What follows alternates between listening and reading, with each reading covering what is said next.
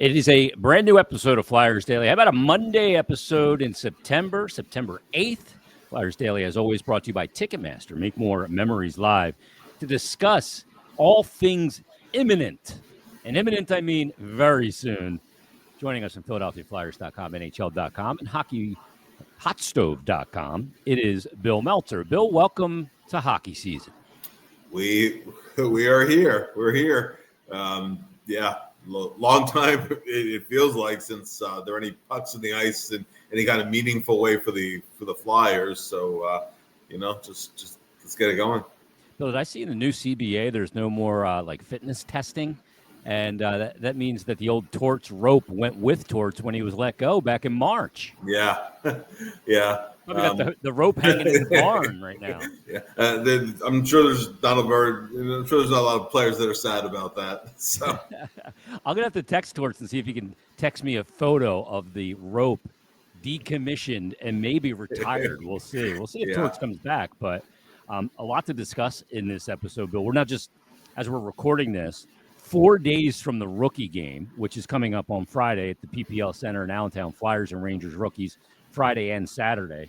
And as we're recording this on Sunday night, 2 weeks from the first preseason game, we haven't seen an organized practice yet, and yet it's all here. It's so compacted, right? It's I mean the short rookie camp, and then a quick turnaround once the pucks hit the ice for NHL camp. So you're playing preseason games. So it's I mean that's why players spend so much time conditioning over the summer. Yeah. I mean, it used to be back a million years ago when we were young that players had to play their way into shape in training camp. I mean, now they're really they're just ready to roll. So, Bill, I saw and heard on 32 Thoughts with Elliot Friedman and Kyle Bukauskas about the new CBA and that training camp. Bill Daly was mentioning this, the deputy commissioner. Training camp going to be shortened, probably to 4 preseason games with the 84-game season coming. Some elements of the new CBA are going into effect as early as basically now. But the one Flyer fans are wondering about is the eligibility of a CHL player like Jet Lachenko to have the ability to go and play in the AHL. Now, we're all assuming that he's not going to make the Flyers and he'd be better off in the AHL. He might make the team first and foremost. Yeah. That'll be determined through camp. But what has to happen for that ability to even be able to be an option for the Flyers should they choose to try and use it? And is it down to the hands of the CHL? Essentially so, yes. This agreement, which dates back to when the NHL merged with the World Hockey Association back in 1979. Back at that point, they lowered the draft age over a 2-year period. Now, a lot of NHL owners back then also owned junior teams. So they were afraid that they would lose their top stars when, guys like Gretzky and Messier or whoever, they were automatically allowed the NHL. But then I think the first draft had an 18-year-olds in it. That was Dale Hawerchuk's draft.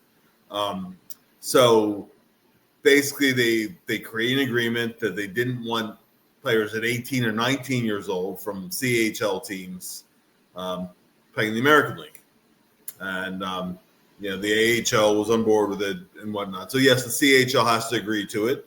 Let's also remember that the NCAA has loosened the rules a little bit. So as we're seeing with Porter Martone, the players can go from junior hockey to the NCAA, which was not allowed before because players get a stipend in major junior hockey, which the NCAA always counted the same as paid to play.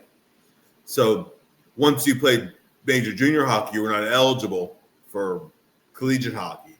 That of course has changed now. So you already have a situation where CHL teams are losing a lot of notable players. Obviously Porter Martone, Gavin McKenna, he'll be the presumed first pick of the draft next year. But he's at Penn State this year, so they've already lost talent. So to have every NHL team able to name one 19-year-old player who's exempt from the age rule and able to play in the American League immediately, the position of the CHL is that's another talent hit, right? It's lessening the competitiveness, lessening the caliber of the league, and the NHL, while it has a ton of authority, can't just unilaterally change it and say we're lowering the age, and the AHL rubber stamps it. The AHL doesn't have a problem with it. It's more talent coming sooner. So, and I know that several outlets reported it. I saw with Pierre LeBrun. They're hoping to revisit it by June of next year, but that doesn't do a guy like Jellichenko any good. So yeah. So it'll take effect probably for next season. But for Luchenko and the Flyers, that means either the NHL or another year of junior hockey. So it will not be in effect this year. By the way, happy belated birthday to Jet Luchenko, who turned 19 back on August 21st. So that does not look like it will be in the cards as an option. So it's still either NHL or CHL for Luchenko. And it's a shame because the right place for him may be in between. But again, that'll be determined in camp. I think we've all gotten kind of fixated on the Jet Luchenko would fit in the AHL beautifully because we want to see further offensive development. And, sometimes you see players go back to junior when they are 19 and they just dominated so much. They pick up some bad habits along the way. I don't think he's really a candidate for that to happen.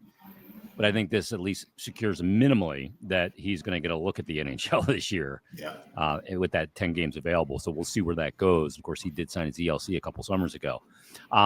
Bill, one of the things, as we get ready for camp, I did an episode last Wednesday, and I'm really at kind of befuddled almost at trying to figure out how to measure this season when it comes to success or the other part of that is failure. And, one of the things I didn't come out of last year with that I'm really disappointed in is that I don't come out of it in year one of Mishkov knowing who he should play with, or at least the prototype. I still don't know. They have some new pieces this year, obviously with Zegras and Dvorak and some others. But, I don't know from the forward standpoint how the pieces fit together. I still don't know, several years in now, I think entering his fourth season or fifth season as a Flyer with Tippett, who makes the most sense to play with him because most of his offense is created on his own. Yeah. So I don't know. I'd like to see him have more, line combination offense driven, with in tandem with a line, but I don't know who he fits with. Well, so I'm trying to figure out success, and I don't know what it looks like this year. Well, and we'll see, obviously, as you're getting into it. But yeah, they have to find some success. If you break Tippett's games and production down, when he was on a line with Travis Konechny and Morgan Frost, of course, Morgan's now in Calgary, that was a very productive line. Actually, they produced pretty consistently when they were together. For various reasons, they were never really kept together very long.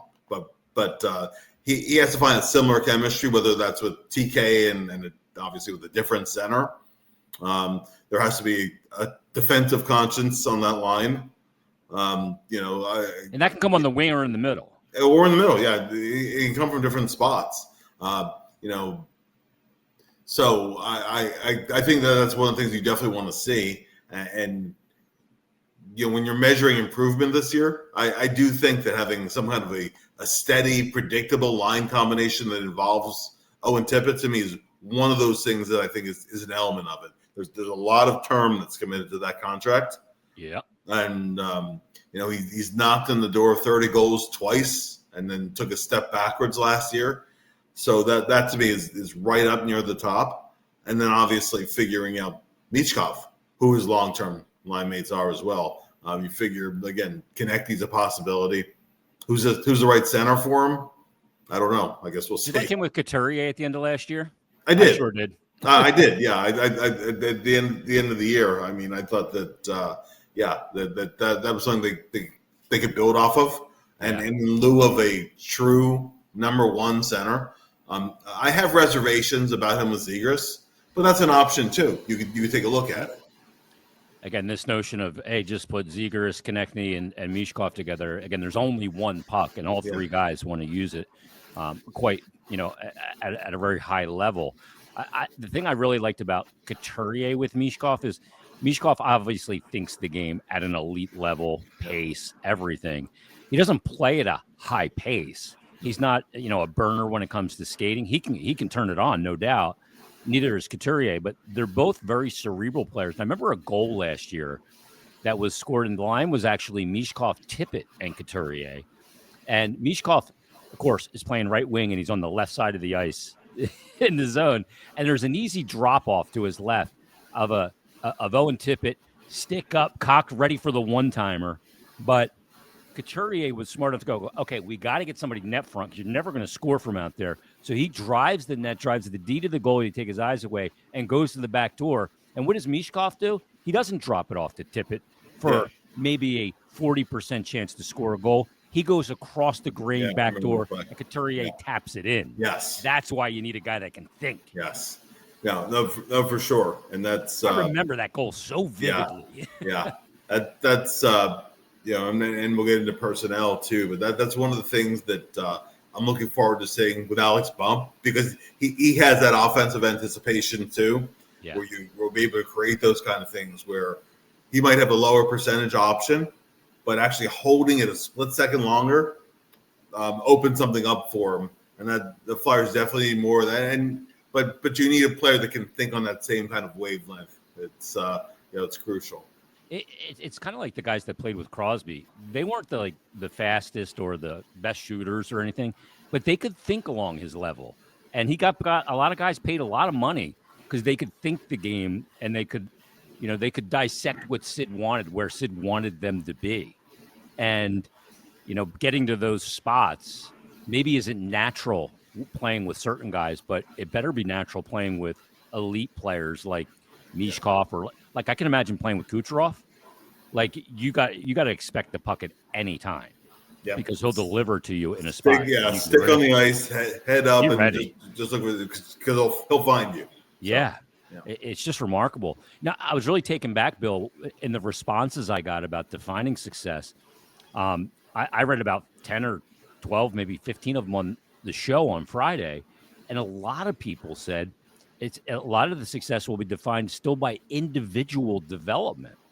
And I was surprised by that. I mean, look, pro sports is simple. It is a win, it's a win-loss business, but we also understand there's nuance to that in a rebuild, but still people want to see further development. So I thought we'd get into some categories. I sent you these categories prior. We have not talked about what your answers are or what my answers are to these categories, but we're considering top candidates for a bunch of different categories. I'm going to read them all off. It's biggest surprise, most reliable, most improved, the top leader on the team MVP, top defenseman, top forward, and the most improved team element, like power play, penalty kill, goals for, goals against, whatever it might be, save percentage, and the biggest plus of Rick Tocchet and this new coaching staff. So let's start it off. For the 2025-26 season, who do you think will be the biggest surprise for the Flyers? Oh, let's see. I'll go with Alex Bump on that, just because he's a rookie. So there's not a track record there. To me, if he sticks with the team, he's consistently in the top 9, even the top 6. That to me is, because it's not always an easy ride for rookies. We've already seen what some other guys can do. Maybe not on a full-time basis, maybe more hints and teases of what they can do. So that's probably where I would go with it, because I wouldn't go, for example, with Cam York, because he's a candidate for most improved, but it wouldn't be a surprise to me. Yeah, I agree. He doesn't fit the chemistry of it. So Bump is a guy that I absolutely thought of as well, because I think he's going to be a better pro than he was at other levels because of the structure of the game. I think that will help him, even though I think he plays with a little lack of structure at times, if that makes sense. Yeah. But I think the structure of his line mates will help him. The guy I actually settled on, though, was Jamie Drysdale. I mean, he's got a chance, obviously, to be the most improved, but I think he'll be the biggest surprise. I saw a picture of him again from the other day walking in for a skate, and he looks like he put on even more muscle than he did last offseason when he came in at 195 last year. He put on like 20 pounds of muscle last year. He looks even thicker this year. I think this is a guy learning what his body needs to be to play at the NHL level and have to go into the corners and have to go back on pucks and those kind of things. But if he stays healthy, we see the skating, the way he can walk a blue line, the way he can open his hips in the neutral zone and create many options going up the ice. And, a guy like Rick Tocchet could really unlock him. I don't want to say in a way he unlocked Quinn Hughes, because I think Quinn Hughes is just an unbelievable talent. And I don't think Drysdale's that. But I think he's a guy that could really surprise people under a new coaching staff and feeling a little bit more unlocked mentally than he was before. Coming here in the middle of the season, Bradshaw really worked with him on a lot of details in his game. I think we could see those details remain, but a player open up his performance ability. And if he does that, I think he's got a chance to really surprise people, because there's a lot of people that still are not big believers in Jamie Drysdale. I see the skating and I go, man, if you can just unlock him, then you might have something really, really good. Oh, for sure. I thought about him as well, but in terms, because as we were saying, that we've seen elements of what he can do, hints of it. Yeah. So it's really just a question of doing it and replicating it with some kind of consistency. But that's a player who, if he hits that next level, then you're talking about a different hockey team, because the Flyers have a whole lot invested in this guy. So that's that would be a tremendous step, not just for the player, but for the team, if he can do just what you're saying. Yeah, and the thing is, too, there'd be a power play bump to that as well. Yeah, that would be earned. So I think those things are part of it, too. And there was one other element of him that I liked. In the game last year in Philadelphia against Anaheim, probably the biggest stage for him against his former team, all the Cutter stuff, and he'll be compared and attached to Cutter Gauthier for the remainder of his career because of that, at least the way he's a Flyer. And he really stepped up in that game. He had his best game as a Flyer. Yeah. So I like that he kind of rose to that stage in that game. Yeah, that was because I do think a lot of times when you have that big stage, the big emotion games, you see who steps up to it and embraces it, and who kind of shrinks back from it. That game was very encouraging for that reason, and also for the fact that not on every game basis, but I thought that game was a little bit of a launching point for him. Agreed. Because he had I thought he had a lot of good games after that. Yeah, I thought he finished the final third of the season. Yeah, really strong, and the good news is that he can feed off a rabid crowd, and that was it. That we haven't seen that building like that in a long time, Bill. Frankly, we need to see a lot more of that. For sure. That was like reliable in the building. It was always chaos, and it was always together. And the Flyers against whoever was wearing an opposition jersey, which brings us to our next category. Who fills the spot for you? I'll go first on this one as the most reliable player this season. I actually thought about a guy like Christian Dvorak, but I can't go there for my final answer because I haven't seen him as a Flyer. Yeah. So I can't go there yet. But he's a player that stylistically, I think, can fit that bill. May never wow you, but he's very reliable. Kind of Matt Niskanen was kind of that way for me too. But the guy I'm going to look at as old Mr. Reliable, and I thought about Travis Sanheim here too, but I'm actually going to go to Travis Konechny. And the reason why I'm going to go to Konechny is he is fully aware that he has sputtered down the stretch the last two seasons. He talked about it with me on his exit interview. He also talked about last year when I talked to him in training camp about coming back to town and knowing the contract that he has and his obligation to fulfill it and go and fulfill it beyond what he's getting paid. Like, he is fully aware of those things. And I think that right now, along with a few other leaders on this team, Travis Sanheim being one of them, Sean Couturier, they are the leaders on this team in full control. And I think this is the first year it is in full control. I think he's going to be much more consistent and reliable. I will look, I may eat crow on this, but I think that he will end up being the most reliable player game 1 to game 82. On this one, I'm actually going to go with Sean Couturier on it.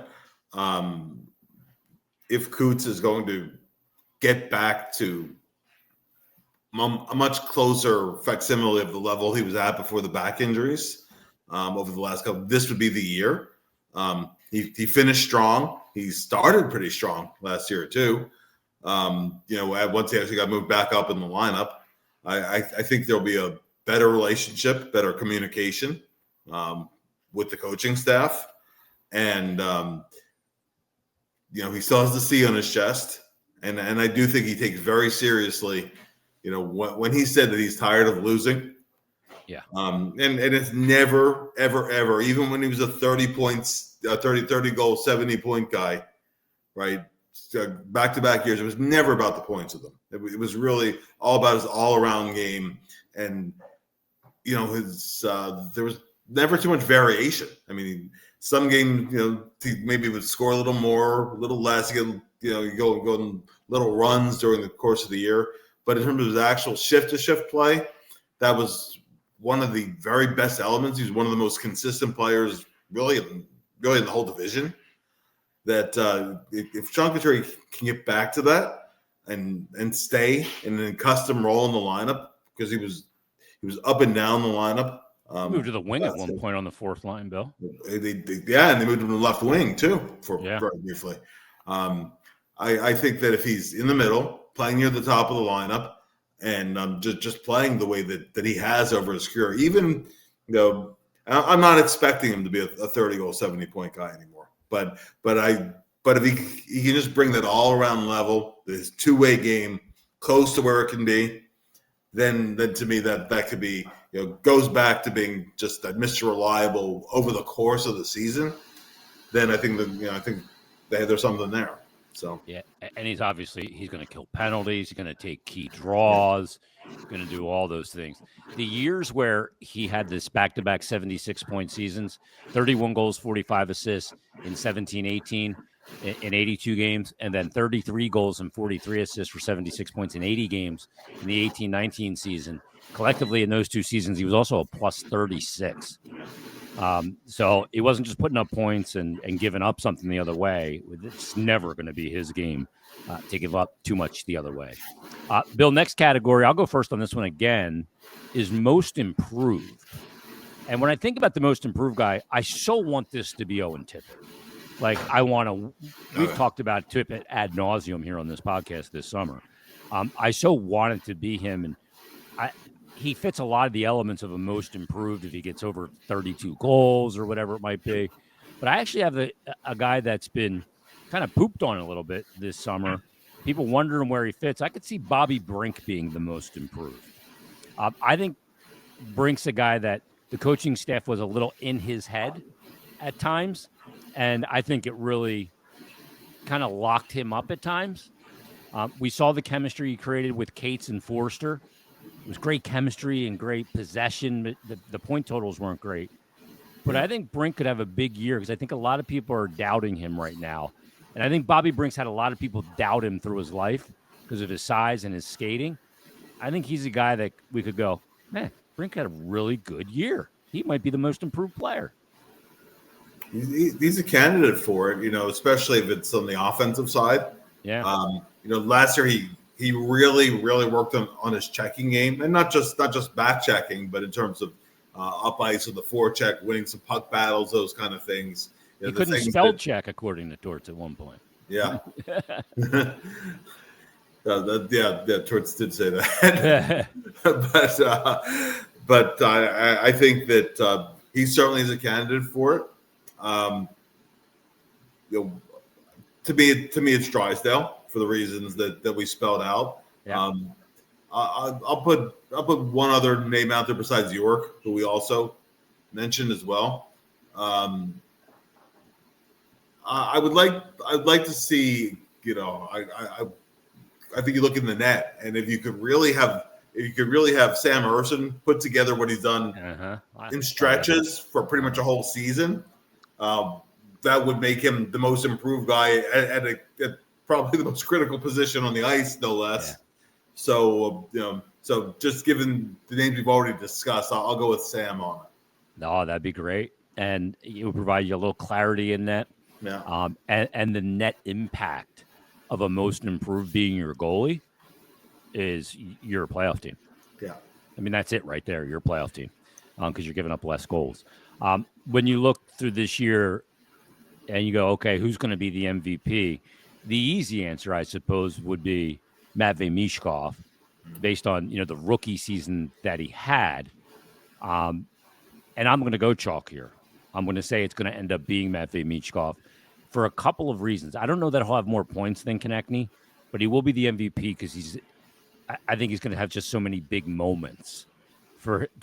We saw him when he plays against particular, fellow countrymen of high stature, whether it's Kaprizov or Ovechkin or Malkin, like he rises to the occasion. He does not shrink under a bright light. I think he's just got team MVP written all over him. I think it'll be really tight between him and Konechny, but I think that he'll end up being the guy. And obviously, people love a new MVP, and he'll fit the bill. Yeah, and I think when Michkov gets there, he's going to have a run of those. Yeah, he's going to win a lot of Bobby Clark. It will be something. Okay, well, he wins again. He's gonna have a number of those until year 3 of Porter Martone, and then they're really battling it. Yeah, well, that then you're talking, right? Then you're on something really good there. I'm going to go with Konechny. I think. Until somebody takes it from him, till we're halfway through a year where someone else is the leading candidate. When you're on the top, someone has to knock you off the top spot. So I'm going to go with Konechny, but I'm going to add with Michkov into that. And I wrote about the other day too. Mike Rupp's comments about Michkov where he basically called him a power play specialist without actually looking at the fact that he led all rookies 5-on-5 in 5-on-5 points, right? With not a ton of ice time, but he led them in points. Now you can break that down a little bit further, right? There are some situational awareness things that 5-on-5 he has to get better at that he's still learning about. That I'm sure that Rick Tocchet and Yogi Sveikovsky will talk to him about as they arise over the course of the season. And I'm not expecting him to just come in day one of training camp and, he's a 200-foot guy with all the offense involved too. So I still think there's more teaching to go with him. But I expect the offense to continue to develop. And then I think that maybe next year is when he really starts to take off, where the points really, really explode for him. And some of these other elements are coming together as well. So he's knocking the door. He's coming. If this is his first Bobby Clark year, that's a great thing for the team. Yeah. But still again, a year before he was supposed to arrive. Yeah, of course he was supposed to be here, right? So yeah. So I'm going to go with Michkov. I'm rather going to go with TK. But if we're doing this mid-season and we're talking about Michkov for the Bobby Clark, I mean that'd be a great scenario. You have reserved the right to revise your selection at mid-season. I do indeed. We'll revisit. The other thing too is, the thing about Michkov in the 200-foot game. The one thing I think I remember one play last year that was an egregious flaunt of playing a 200-foot game. Other than that, it wasn't egregious. It wasn't like he's blowing the zone all the time. No, it was just coverage and kind of thinking the game that way in a North American way. Yeah, sometimes it was some weak side coverages. He'd be out by the. I didn't feel a lack of willingness. I remember he had a pickpocket on a back check. He had several of those actually. Yeah. So he had like a handful of really nice back checking plays where he just busted it to get back on. I remember putting out a video of one of the back. I'm like, he had a jetpack on his ass. Yeah, and really, it's just an awareness thing.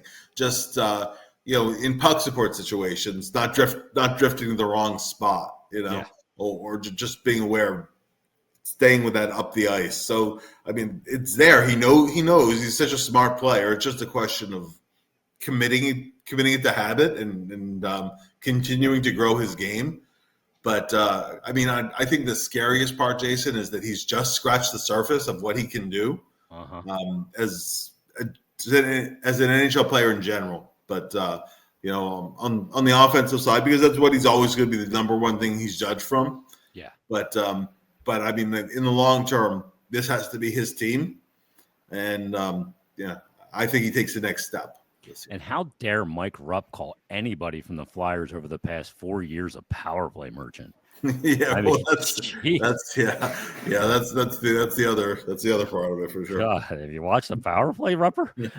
Holy. Bill, when it's all said and done, 25-26 season, top defenseman. I'm going chalk here. I'm going Sanheim for a couple of reasons. Number one, same reasons I mentioned about the leadership when it comes to Konechny. Number two, I think he's a guy that knows that he's faded a little bit at the end. He's going to have a great start because he's going to be trying to play for Team Canada in the Olympics too. And I think this is a guy just absolutely in the absolute prime of his career, and a guy that is very aware of the things he needs to improve and what it takes to improve him. So I expect anything that he felt was lacking in his game, he has worked on 600 backhands over the summer to fix.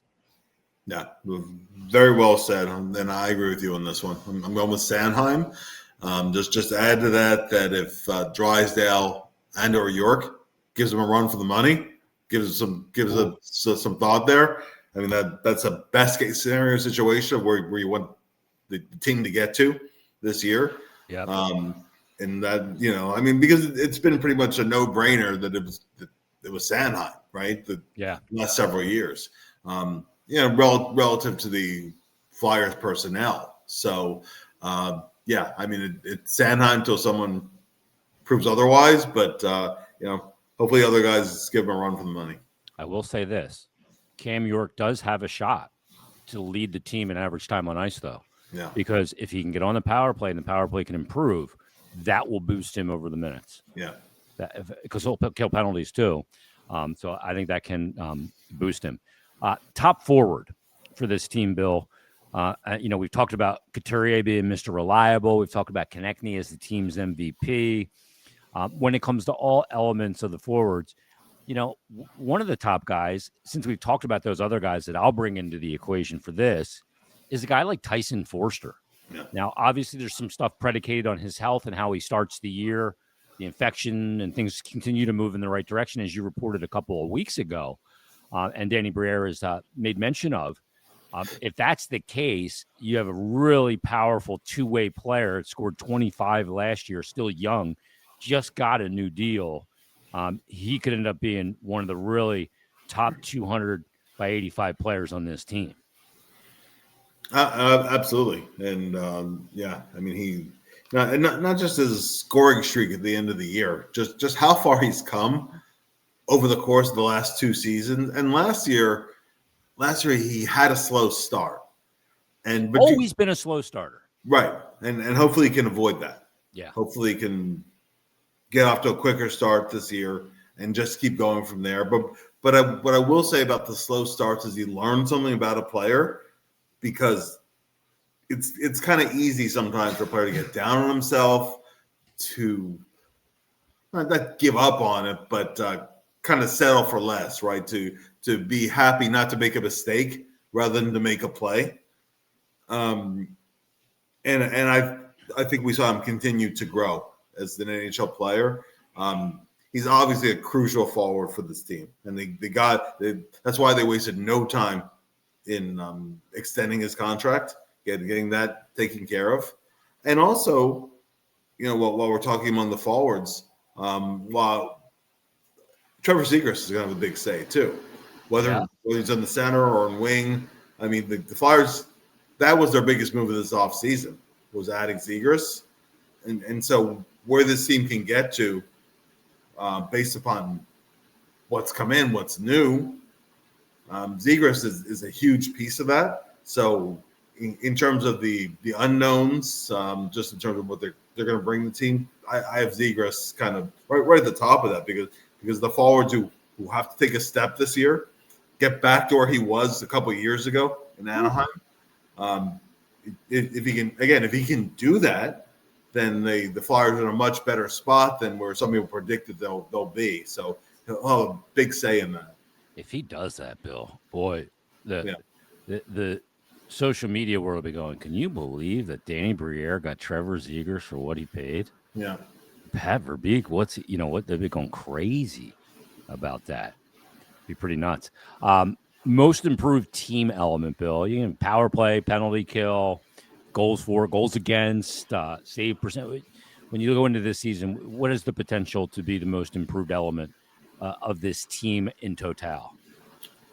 Well, we just mentioned Zegras. We just mentioned maybe getting York on the power play. It better be the freaking power play. It's the power play. It's the power play. I mean, and here's the thing, Jason. If you go from 15% to 18%, you're still near the bottom of the league, but there's not a huge gap between the teams that are in the middle, like a percentage point or two. 18 to 19%, 19 to 20% is not really a big gap. But when you're talking about 15% to 20% or whatever, that's a lot of points you're leaving on the table in the standings. Yeah. So just improving that by a few percentage points is crucial, and it certainly is doable too. Yeah. The thing for me is that the power play, when it was as bad, as ugly, and ineffective as it wasn't just the 2 minutes they were on the power play. It's what it also did to the team after a really ugly, despicable-looking power play. It just caused a sag, and I think it's got a lasting effect beyond the 2 minutes that you're on the man advantage when you stink on the power play. I think it bleeds more forward than that. So, and it becomes a real source of frustration. It really does. Last one, Bill. The biggest plus of Rick Tocchet and his new coaching staff. Is this as simple as saying communication? I mean, I think it is, because there's only so much that a coach controls. The players on the ice are going to make you look smart or make you look dumb, ultimately. Yeah. But I do think that he's hard enough that no one's going to walk all over him. He's Rick Tocchet. No. but on the flip side too, players aren't going to feel singled out or embarrassed, particularly in public. That's or in front of their teammates. Probably even more importantly, in front of teammates. There were guys on the team who said privately that they hated video meetings. Yeah. And they, especially the guys who knew they were going to get singled out, even if you've been playing well lately, somehow you'd end up on the video for something negative. Yeah. That's going to be a whole different vibe where there's different ways of teaching, right? And there's not one right way and one wrong way. I think we all had teachers that had different ways of teaching, and you learn different things from them. But I do think that in terms of his communication style, I do think it will go over well with the team, and I think it will with Todd Reardon as well. That maybe former not head coach. Yeah. Former head coach in Huge. the league.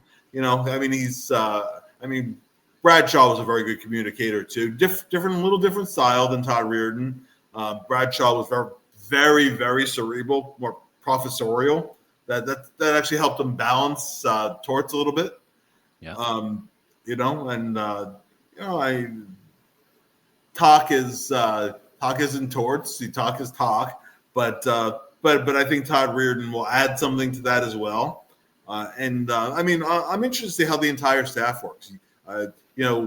One thing with Yogi Strakovsky, even though he only was running that role for a relatively short period of time at the NHL level, one thing that he did say over and over again in Vancouver is don't be static, and that's been a big problem with the Flyers power play. So just that alone, whether you're scoring or not, just a little bit more dynamic. Zegras is going to be a big part of that, and obviously Michkov loves to roam around the offensive zone. So in terms of having a power play that's always moving, they have some personnel to do it with, and I do think that it's a little bit different approach that Svikovsky has that Rocky had. So I really do think the communication will be good going, and obviously we all we already know about Dilly and the goalies. He's good with the goalies. So it's funny because it's so much easier to defend a stationary threat than it is one that's moving. And I've brought this up before that Steve Kerr, the coach of the Golden State Warriors, had a philosophy when he got Steph Curry and Klay Thompson and all these good shooters, Draymond Green. His philosophy was just get the ball in the offense and just pass it, keep passing it, because every time the defense has to make a decision, eventually they will make a mistake in the decision, and will get a wide open shot. And I got the shooters to sink it. And that is what, I mean, that was their revolution. Yeah. Put the defenders to a lot of decisions by moving. Just getting the puck back to the point and getting it on net. I mean, that's a step they're going to have to take, because if they don't fear you getting a shot on net from the point, then it doesn't matter how much you're moving guys around. They can just collapse down low, and they're not afraid. Yeah. So simply getting that element, I mean, sadly the Flyers haven't had that, and they only had it for 4 games. But Ryan Ellis was fantastic at getting pucks. It really was. It was crazy. If you look at that guy's career numbers, remember, and he was a point shooter. He wasn't an attack the net kind of offensive defenseman. He put over 50% of his shot attempts on the net. That alone opens up so much for everybody else on the ice. I'm not saying they're going to get a guy who can do that at the point, but even if they could get close to that, right? Even if you get close to that, you open up so much else on the power play. But I think that has to be a piece of it.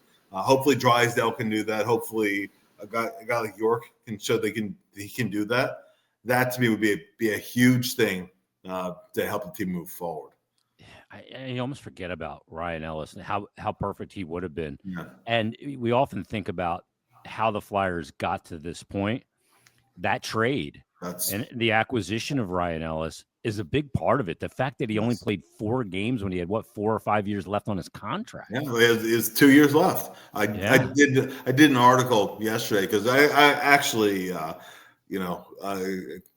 Dave O'Brien actually had sent me a message on by Twitter. He said, "Well, since Montreal was able to trade Carey Price, could the Flyers do that with Ellis?" Now, the problem with the Carey Price and Ellis comparison is, Ellis still has this year plus next to run on it, and B, the way the contract is structured, it's 100% base salary, whereas Carey Price, like on July 1st, the real money doesn't equal the cap hit. Yeah. So he only had like $2 million of base salary left, whereas every single year of Ellis's contract was the same. Yeah. So that's and that's also how the Flyers were able to trade Chris Pronger's contract a number of years ago, where and that's back when you could really front load a deal. But they had the backdiving deals at the time. Yeah, but that's why that's why they've been stuck all this time with it. So maybe a year from now they could do that with Ellis and find a taker for it. This year it would be great if they could, but you have to catch an asset. Yeah, I was gonna say you have to sweeten so much with it that that you can LTIR. Yeah, so we'll see where it goes. Great stuff, Bill. Check out Bill's work at PhiladelphiaFlyers.com, NHL.com, and HockeyHotStove.com. And when we convene next week, Bill, we'll be able to break down 2 rookie games, Flyers-Rangers, believe it or not, and we'll be a week closer to preseason action starting on the 21st as well. Everybody, thanks for listening. Thanks for watching. We'll join you Wednesday when rookie camp begins on a brand new Flyers Daily.